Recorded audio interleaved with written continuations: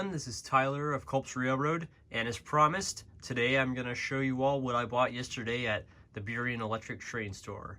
And to start off are these two Postwar Lionel steamers that I found. So yesterday I had a plan that I was going to try to buy a new scale locomotive, hopefully a steamer if I could find one, which I didn't.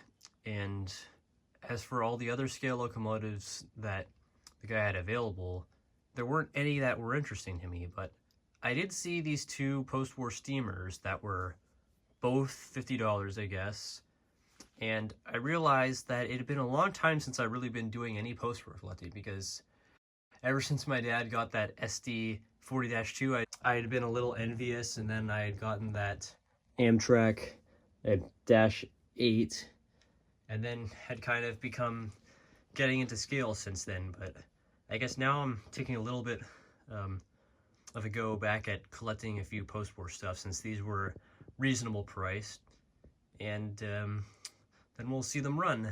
You also probably know about the Real King Santa Fe intermodals that were in that reel I posted yesterday. If some of you don't know what I'm talking about, check it out on Instagram.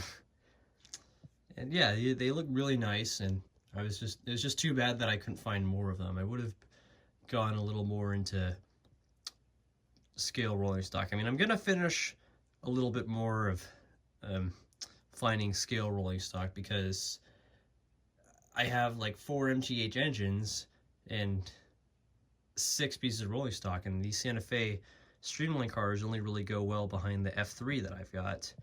And so I remember buying those other two over there, the CP Rail covered hopper and the Northern Pacific stock car.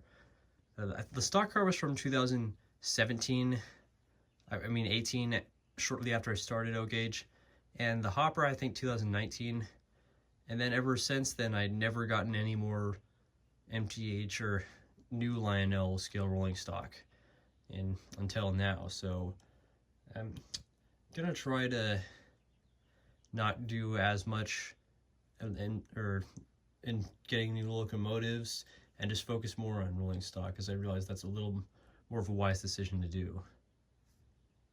Also, some of you might have now seen that I had posted, I got these two Mariners locomotives. I guess the guy's recently been selling a lot of Mariners trains now. There was one time where he had the Mariners Express train thing that was mint in the box. I mean, we had one when we were kids that was, well, of course, out because we were kids, and it got a little beat up too, again, as we were kids, but now it's lost, and I don't know where to look for it, and I feel it'd be somewhere here in the basement. But anyways, yeah, he had one that was mint in box, and as I showed some of you guys, I've been kind of getting into collecting those. Yeah, but he didn't have any more Mariners trains that were of ones that were mint in the box. He had a whole display you might have seen in the video I posted yesterday at the store. In the O-Gauge case, he had a whole long line of Mariners trains in there. And I guess there was that section towards the HO cases where there were Mariners trains that were out of the box, but they had these little rails for the gauge, whatever it is. I mean, obviously they wouldn't be able to run, and I think the rails are actually plastic and not metal. But I found these two that I was interested in. I kind of got a little bit of learning about them back in 2014 when I had a bit of a baseball phase. I'm going to start with the 2026.